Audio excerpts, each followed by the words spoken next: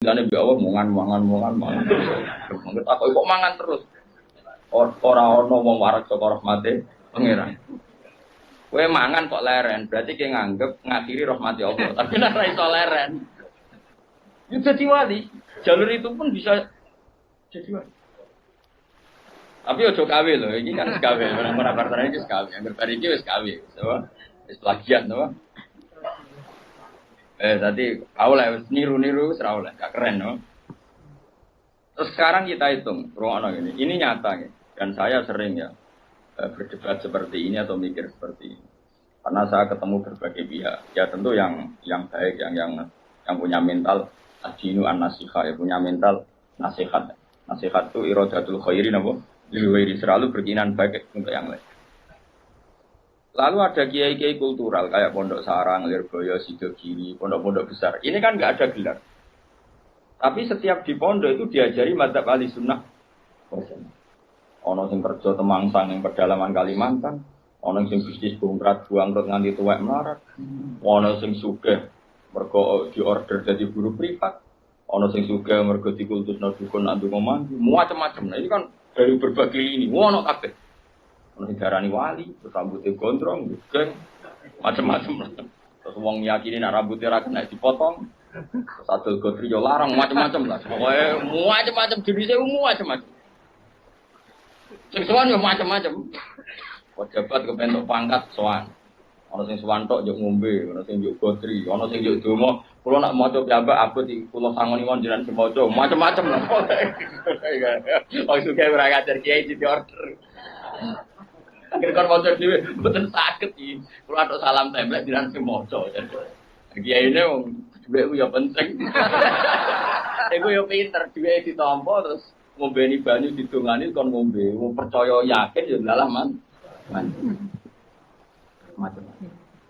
Tapi ini nangani ribuan orang, mungkin jutaan orang, dan karena yang nangani ini orang-orang ahli sunnah, maka mereka akan mengembangkan madzhab apa? Ahli sunnah.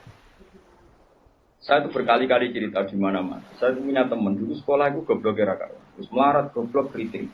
Woi, ora tau munggahin sekolah. Wireng pisan, lumayan kue putar. Pirang itu sekolah atau munggah. Senengane jaduk bacaan. Pokoknya seneng jaduk. Dia itu kerja di pedalaman Kalimantan. Kerja betul, dulu juga ada HP, dia punyanya surat. Terus kula niku teng pedalaman Kalimantan. Niku tiang-tiang tak ajak Jumatan niku ajak sholat zuhur galem. Dia eling sisa-sisa fikih eling. Kalau dalam madzhab Syafi'i, orang yang tidak mustautin itu kan tidak wajib Jumatan. Dan kalau jumlahnya tidak 40, tidak usah Jumatan, hanya sholat apa? Zuhur. Masih ingat ya orang goblok banget mondok suwi. Mondoknya bareng kula. Akhirnya singkat cerita, tiap neng pedalaman Kalimantan itu dia gawe musola kok bekas-bekas kali. Ya terus kalau Jumat mereka ajak zuhur gak gelem. Padahal enggak 40 juga tidak mustautin penduduk yang punya kampung. Alasannya wong awam, Pak, wong Jumat kok zuhur. Terus saya takut aku, Gus apa boleh zuhur? Apa boleh apa?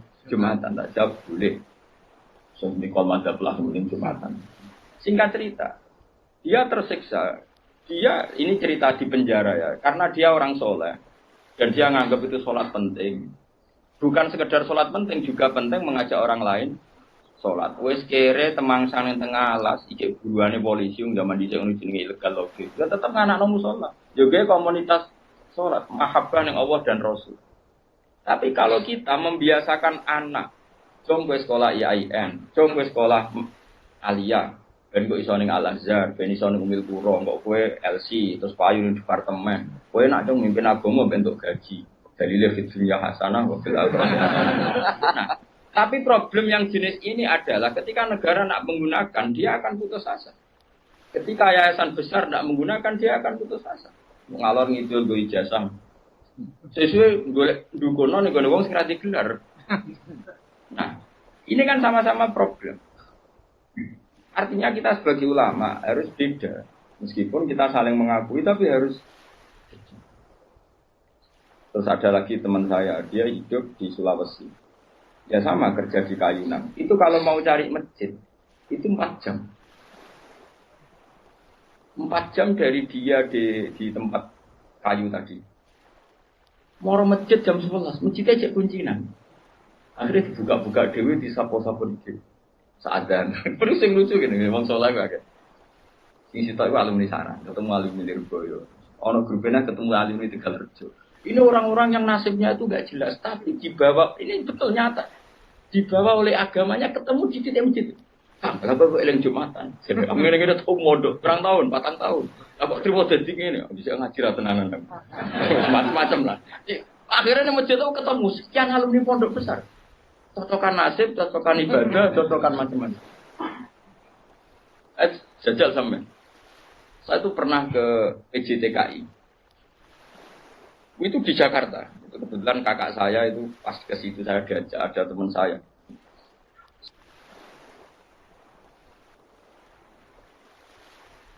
Suwandri, orang wong jenenge Hamid. Terus kamu kenal orang ini, namanya Hamid. Ini dulu mondok di sini. Katanya kenal jenengan. Tak kok, Mit. Kau orang kerja dengan Saudi gak? Mana di Korea ya?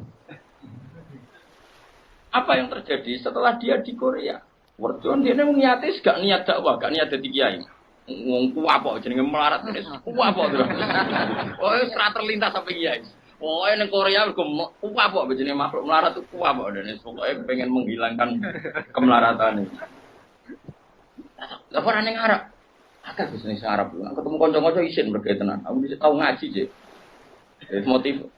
Dulu baru bisnis Korea itu orang ngaji juga. Terus dia masjid, komunitas majelis taklim. Yang mereka dia dipenjara oleh amari pangeran, oleh perintah pangeran nak urip itu kudu apik lan aja wong.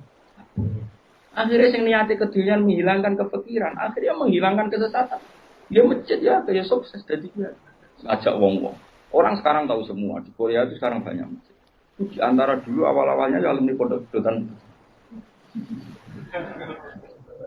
Oh penting yang pedotan. Mereka nak cara pedotan dari ketua MUI malah. Jadi ora iso dakwah model ngene ora iso.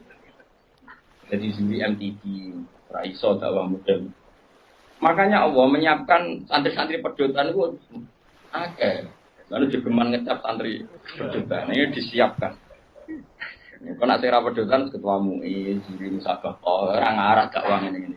Malah untuk duit, kok ono tiket gratis, dinepno ning ya apa yang yang murid-murid agama, tapi gak sekeren sing heroik gitu. Cara poin ini ngarepe Allah ya tuntas musuh sing ngene-ngene. Nah ikhlas lho yo. Kecuali ora ikhlas, dene ngene iku kegiatan nglakno pikire. Ya gak ono wong dakwah dari timbang omah tengok-tengok atau dakwah wae perkara nek. Tapi lumayan lah. Singkat cerita gini, ini yang perlu jadi mazhab saya dan saya fatwakan terbuka seperti ini. Andai kan semua orang dipenjarakan oleh cintanya kepada Allah, kamu gak usah khawatir hidup di mana-mana, pasti dia akan murid-murid agamanya. Aku kan ngene-ngene ku kiai, anak kiai, murid kiai, dan tahu betul seperti itu. Saya punya teman sekarang jadi DPR provinsi di Kalimantan, itu orang Bali. Dulu ngaji sorokan mungkin sama saya di sarang ini. Dia alumni Pondok Sidogiri.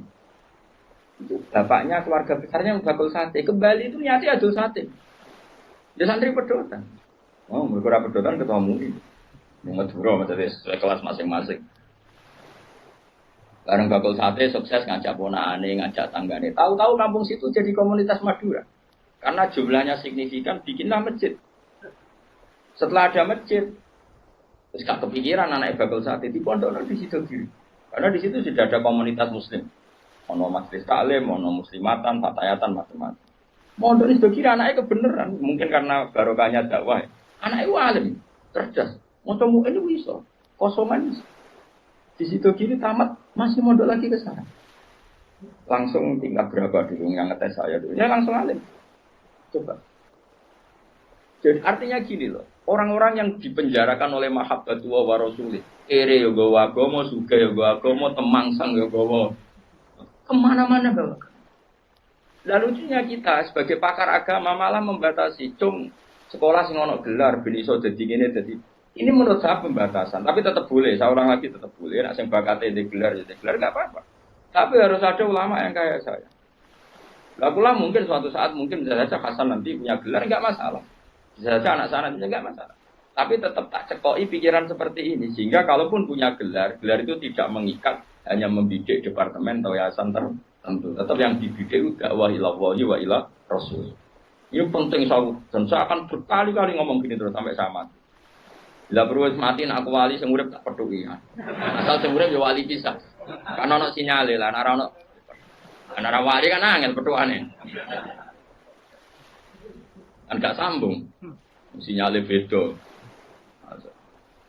Sing wali padha waline iso calling-callingan gak gambare. Sing ora kan wis berat. Enggak, wali ku kelas kan. Wali ku beda. Kaya Nabi Yakub, Nabi Yusuf itu menungso digoda Zulaikha meh tertarik. Bareng meh tertarik, mulai rontok syawat bapake sewat kok. Padahal bapake ning Syria ning Kanaan, Nabi Yusuf bedane ning Mesir. Iya. Bapake ning Syria, gawe kepae ning Palestina. Nabi Yusuf kegoda Zulaikha ning sewat kok bapake. Anake Nabi kok. Lah kowe sing nabok sapa ora demenan. Ora ono sing nabok. Bapakmu ra wali, kowe ra wali, lingkungane ya ora wali. Mulane dadi ngene iki apik. Semuanya enggak menunjang. Ya, tapi pangeran ngersakno rahmat Allah jembar gitu ya udah apik. Buat jalalan ngalor gitu. Gua kita apa ini? Nasohib lepas ngalor gitu. Nah menurut saya yang penting sekarang adalah menciptakan mahabbatullah wa mahabbatu rasuli secara permanen itu jadi malakahnya, mentalnya, darah dagingnya sehingga hidup di mana-mana itu ilah wa ilah rasul. Apalagi kita dalam konteks Indonesia. Orang tahu semua lah, kalau Islam ke Indonesia itu dibawa oleh pedagang. Semua sepakat mengambil gelar pedagang. Ada pedagang dari Gujarat, dari India, dagang di Indonesia. Nyatanya dagang rempah-rempah, ya kepengen sugih. Tapi mereka ini santri, mereka ini orang ora iso boleh dunya tok ora iso, tetep nang aja akhirnya ngajarkan Islam. Iya betul. Itu pedagang apa kiai? Pedagang apa ketua MUI mereka di apa dokter fikih enggak, apa dosen IAIN enggak, apa kiai sing dibenum negara enggak. Ya pedagang ya wong kedonyan. Mulane harapan kowe kedonyan iki cek tinggi. Tapi asli kedonyan probleme iku asli. Itu biasa boleh dunya tok ora ngurusi agama, itu sing kasus itu. Itu yang bawa Islam ke Indonesia, mbok kira siapa? Pedagang. Terus sekarang jadi Islam seperti ini, ada wali songo, ada apa? Pertama yang bawa Islam itu pedagang, bukan kiai. Terus aku punya santri sekarang di saya itu ada orang Papua. Dan beberapa santri yang ngaji saya itu orang Papua. Itu cerita ke saya, kemarin saya punya tamu. Itu biasa ngaji tafsir Jalalain kalau Rebo di saya. Anaknya mondok di saya sekarang. Itu cerita. Dia itu pedagang di Papua. Saya ulang itu pedagang di Papua. Itu kalau bawa jilbab dia kulaan dari sedan daerahnya Ali Lukman ini. Itu mau 5.000 itu didol di Papua itu payu 50.000. Jadi nak badi yo nganti 1 juta. Singkat cerita, tanya saya gini, Gus, kenapa di fak-fak itu? Di fak-fak orang Islam itu banyak. Jadi nak dagangannya fak-fak. Ini cerita. Terus tak terangkan dia. Dan saya terangkan ini tahu karena saya pernah dijelaskan detail oleh Mbah Mun.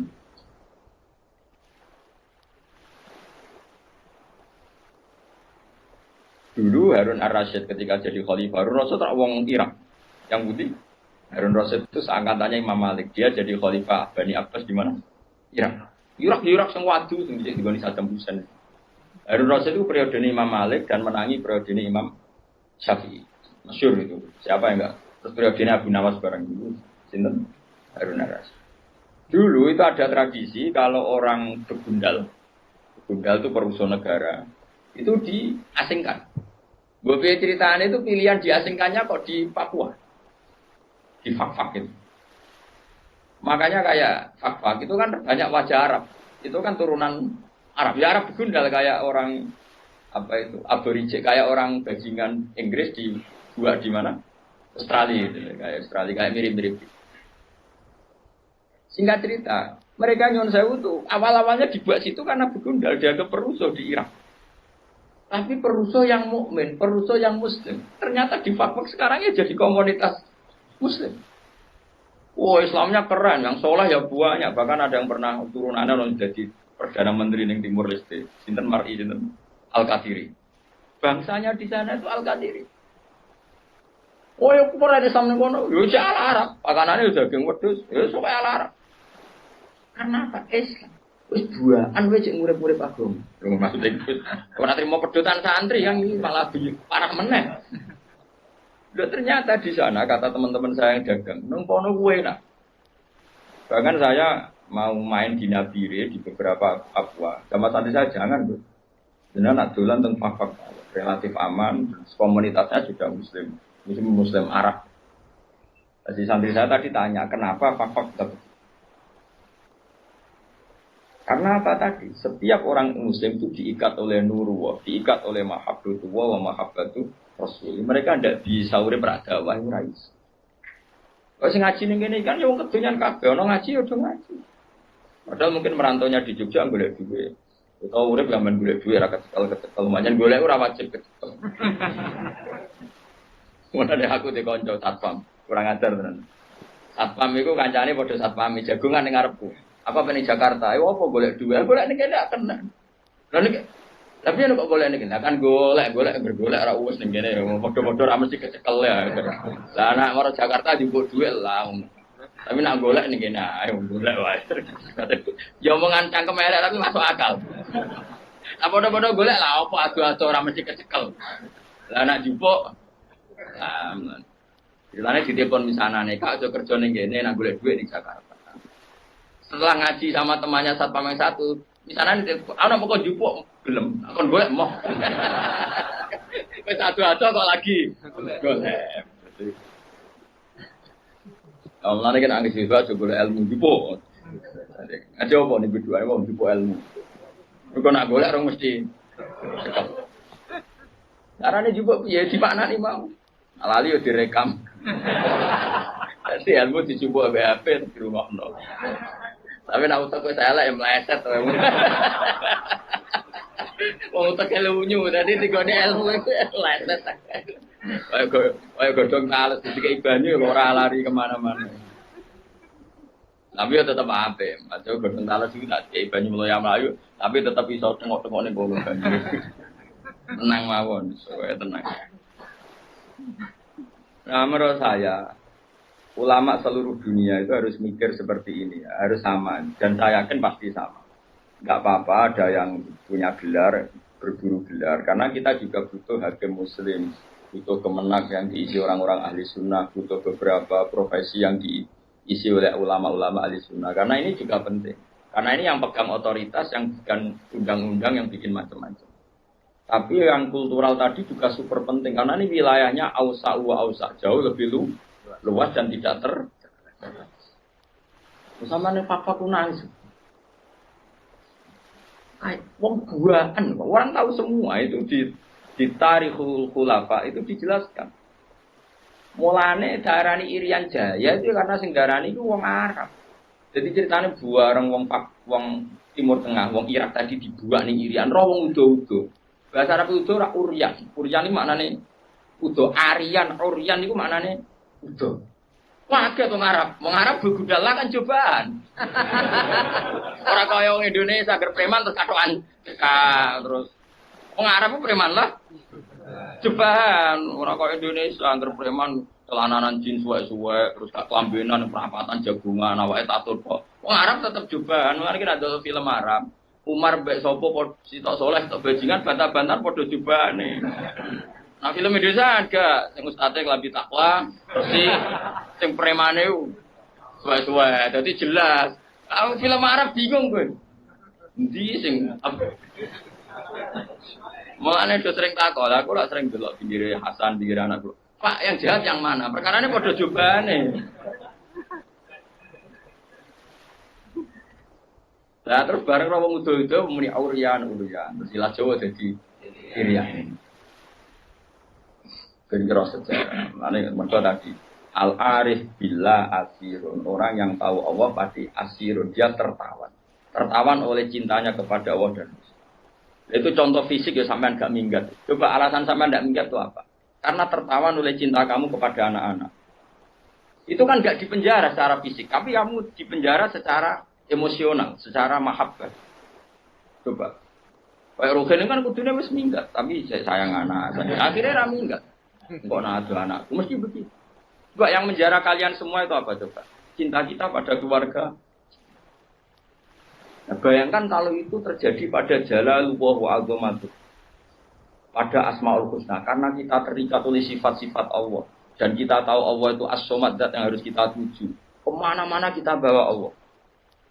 Jika jadi pedagang ya kayak orang India yang di Aceh tetap menyebarkan Islam, kayak orang Madura yang di Bali tetap menyebarkan Islam, kayak penjahat yang dibuang Harun ar-Rasyid di Fak-Fak ya tetap menyebarkan